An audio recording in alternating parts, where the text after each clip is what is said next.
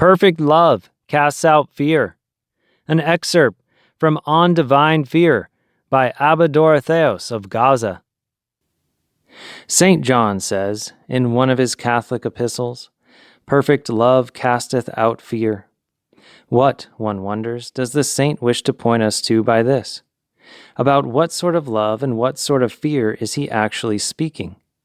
The prophet says in a psalm, "O fear the Lord, all ye his saints," and we find a myriad of other such statements in the Holy Scriptures. If now, even the saints, who so love the Lord, fear him, why does St. John say that love casteth out fear?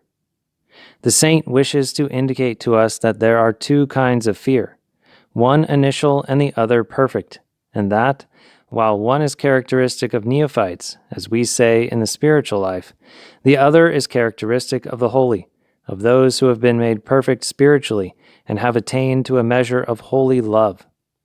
Heed what I am saying. One does the will of God out of fear of punishment.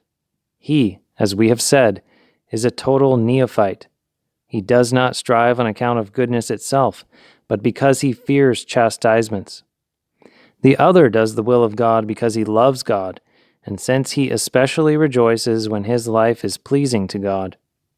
He knows the essence of goodness. He has tasted of what it means for one to be united to God. This is the one who has the true love that St. John calls perfect. And this love leads him to perfect fear. For he fears and does the will of God, not out of fear of chastisements, not out of fear of perhaps going to hell, but, just as we have said, because he has tasted of the sweetness experienced by those who are united to God, and fears that he might be deprived of it. Thus, this perfect fear, which comes forth from love, distances us from initial fear. And for this reason it is said that perfect love casteth out fear. Nonetheless, it is impossible for one to arrive otherwise at perfect fear, save by initial fear.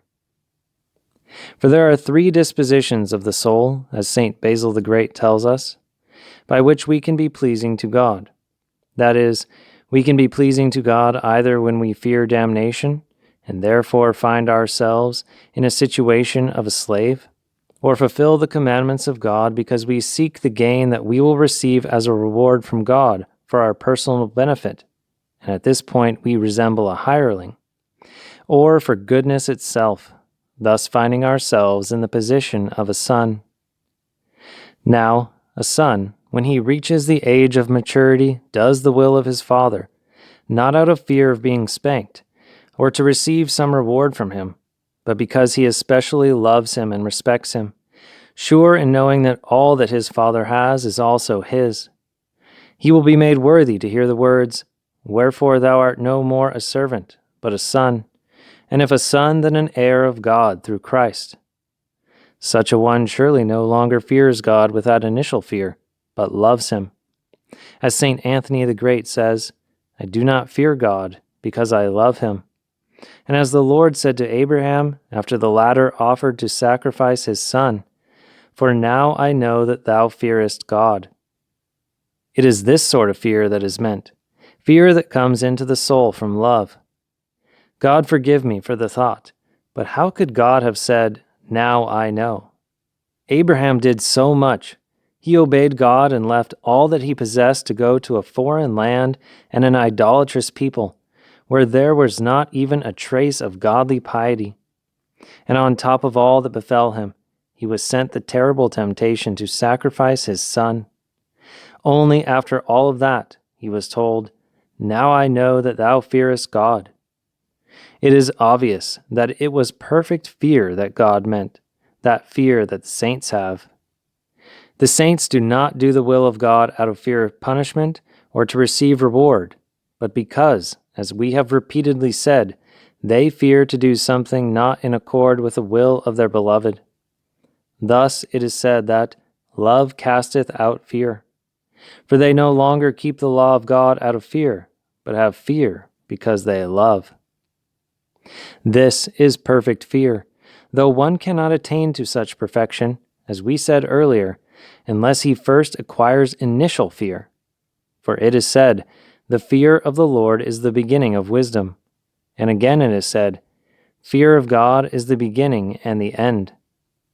By beginning is meant the initial fear by way of which one succeeds at perfect fear, the fear which the holy have.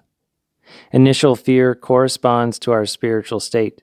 It protects the soul from every evil in the same way that tin plating protects copper. Indeed, it is said, by the fear of the Lord everyone departs from evil. If then one sets aside evil by way of fearing punishment, like the slave who fears his master, he slowly comes to the point of doing good.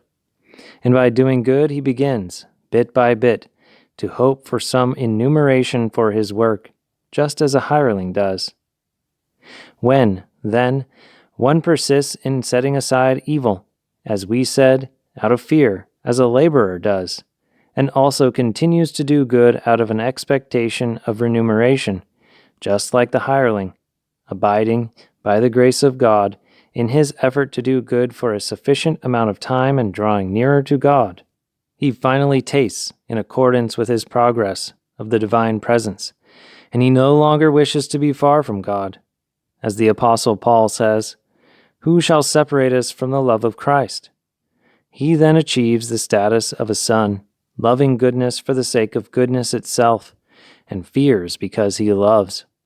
It is this precisely that great and perfect fear is.